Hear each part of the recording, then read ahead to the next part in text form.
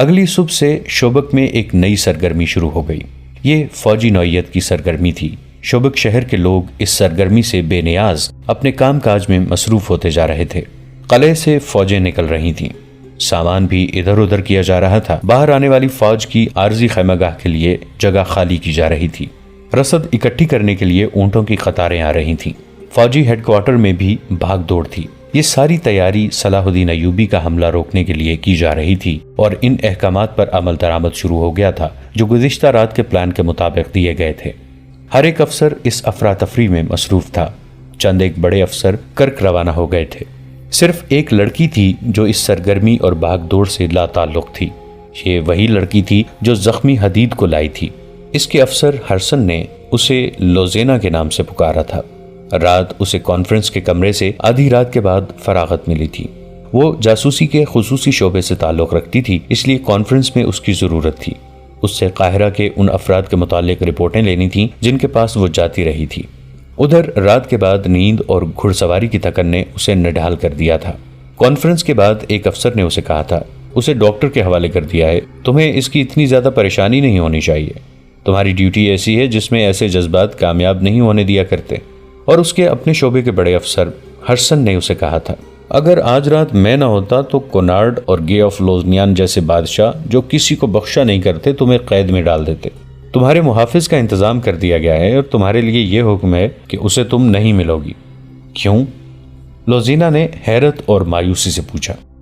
کیا میں اس کا شکریہ بھی ادا نہیں کر سکوں گی؟ نہیں، ہرسن نے کہا، کیونکہ وہ دشمن کا فوجی ہے۔ تم اپنا شعبہ جانتی ہو کیا ہے۔ ہم تمہیں اس سے ملنے کی اجازت نہیں دے سکتے، یہ تو تمہارے فن اور فرض کا تقاضا ہے۔ میں یہ بھی دیکھ رہا ہوں کہ اس کے ساتھ تمہاری جذباتی وابستگی ہو گئی ہے۔ تمہیں دشمن کے ساتھ ایسی وابستگی کی اجازت نہیں دی جا سکتی۔ آپ مجھے صرف اتنا سا یقین دلا دیں کہ اس کی مرہم پٹی ہو گئی ہے، لوزینا نے کہا، اور اسے صحیح سلامت واپس بھیج دیا جائے گا۔ لوزینا، ہرسن نے جھنجھلا کر کہا، میں تمہیں یقین دلاتا ہوں کہ تمہاری یہ خواہش پوری کر دی جائے گی۔ اور سنو، تم بڑے مشکل اور خطرناک مشن سے واپس آئی ہو اور تمہارا سفر زیادہ خطرناک تھا۔ تمہیں آرام کے لیے 10 دن چھٹی دی جاتی ہے، مکمل آرام کرو۔ یہ باتیں رات کو ہوئی تھیں۔ وہ اپنے کمرے میں چلی گئی تھی۔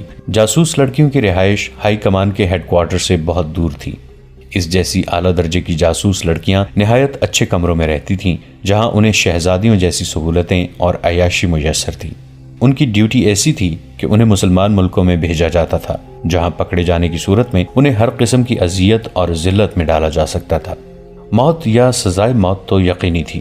ایسی ڈیوٹی کا تقاضا تھا کہ ان لڑکیوں کو دنیا کی ہر آسائش مہیا کی جائے۔ لوزینا کمرے میں جاتے ہی سو گئی تھی۔ دوسرے دن اس کا جسم ٹوٹ رہا تھا۔ وہ اٹھنا نہیں چاہتی تھی لیکن وہ اٹھی اور ناشتہ کر کے باہر نکل گئی۔ اس کے ساتھ والے کمروں کی لڑکیاں آ گئیں۔ وہ اس سے قاہرہ کی باتیں سننا چاہتی تھیں۔ اس نے بہت ہی مختصر سی بات سنا کر انہیں ٹال دیا اور ہسپتال کی طرف چل پڑی۔ وہ تھوڑی ہی دور گئی تھی کہ اس کی ایک ساتھی لڑکی جو اس کی ہمراز سہیلی بھی تھی پیچھے سے جا ملی اور پوچھا، لوزی کہاں جا رہی ہو اور تم پریشان ہو؟ یہ تھکن کا اثر ہے یا کوئی خاص واقعہ ہو گیا ہے؟ تمہیں چھٹی نہیں ملی؟ چھٹی مل گئی ہے، اس نے جواب دیا۔ ایک خاص واقعہ ہو گیا ہے جس نے مجھے پریشان کر دیا ہے۔ وہ سہیلے کو ساتھ لیے ایک درخت کے نیچے جا بیٹھی اور اسے تمام واقعہ سنا دیا۔ اسے اپنے افسروں نے جو دھمکیاں دی تھیں وہ بھی سنائی اور اس نے کہا، میں حدید سے ملنا چاہتی ہوں۔ مجھے ڈر ہے کہ اس کی مرہم پٹی نہیں ہوئی اور اسے شہر سے نکال دیا گیا ہے یا اسے مرنے کے لیے کسی کوٹھڑی میں بند کر دیا گیا ہے۔ تم نے بتایا ہے کہ تمہیں اس سے ملنے سے منع کر دیا گیا ہے؟ سہیلی نے اسے مشورہ دیا۔ یہ خطرہ مول نہ لو، تم اگر پکڑی گئی تو جانتی ہو کہ سزا کیا ہے۔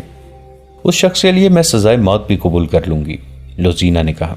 میں تمہیں سنا چکی ہوں کہ اس نے میری خاطر اپنی جان خطرے میں ڈالی ہے۔ میری جان تو کوئی خطرہ نہیں تھا۔ ڈاکو مجھے لے بھی جاتے تو چند دن کے لیے مجھے خراب کر کے کسی امیر کبیر آدمی کے ہاتھ فروخت کر دیتے۔ حدید میرے اس انجام سے آگاہ تھا۔ اس نے میری عزت کی خاطر اپنی جان کی بازی لگا دی تھی۔ ڈاکو نے کہا بھی تھا کہ لڑکیاں ہمیں دے دو اور چلے جاؤ۔ وہ یہ بھی جانتا تھا کہ میں پاک باز لڑکی نہیں، مگر اس نے مجھے امانت سمجھا۔ تم اس کے لیے جذباتی ہو گئی ہو؟ ہاں، لوزینا نے جواب دیا۔ میں جذبات کا اظہار ہرسن کے سامنے نہیں کر سکتی تھی، اپنا دل تمہارے آگے رکھ سکتی ہوں۔ تم میری سہیلی ہو اور عورت کا دل رکھتی ہو۔ ہماری زندگی کیا ہے؟ ہم ایک خوبصورت خنجر اور میٹھا زہر ہیں۔ ہمارا جسم مرد کی تفریح اور فریب کے لیے استعمال ہوتا ہے۔ میں نے یہ باتیں پہلے کبھی نہیں سوچی تھیں، اپنے وجود کو جذبات سے خالی سمجھا تھا، مگر اس آدمی کے جسم کو میں نے اپنے جسم کے ساتھ لگایا تو میرے وجود میں وہ سارے جذبات بیدار ہو گئے ہیں جو میں سمجھتی تھی مجھ میں نہیں ہیں۔ میں ایک ہی بار ماں، بہن، بیٹی اور کسی کو چاہنے والی لڑکی بن گئی۔ یہ شاید اس کا اثر تھا کہ اپنے آپ کو میں بادشاہوں کے دلوں پر حکمرانی کرنے والی شہزادی سمجھتی تھی۔ مجھ میں اتنی تخریب کاری ڈالی گئی ہے کہ جابر حکمرانوں کو بھی انگلیوں پر نچا سکتی ہوں، مگر ڈاکوؤں نے مجھے بکنے والی چیز بنا دیا۔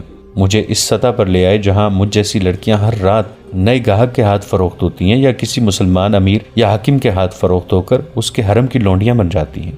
اس آدمی نے، جس کا نام حدید ہے، مجھے اس سطح سے اوپر اٹھا لیا۔ اس سے پہلے میں اس کی قیدی تھی۔ اس نے مجھے اس قابل نہیں سمجھا کہ مجھے تفریح کا ذریعہ بنا تھا۔ وہ ایسا کر سکتا تھا۔ اس نے مجھے نظر انداز کیا، پھر اس نے جب میری عزت کو بچانے کے لیے اپنا جسم کٹوایا تو میں نے بے قابو ہو کر اسے اپنے سینے سے لگا لیا اور اس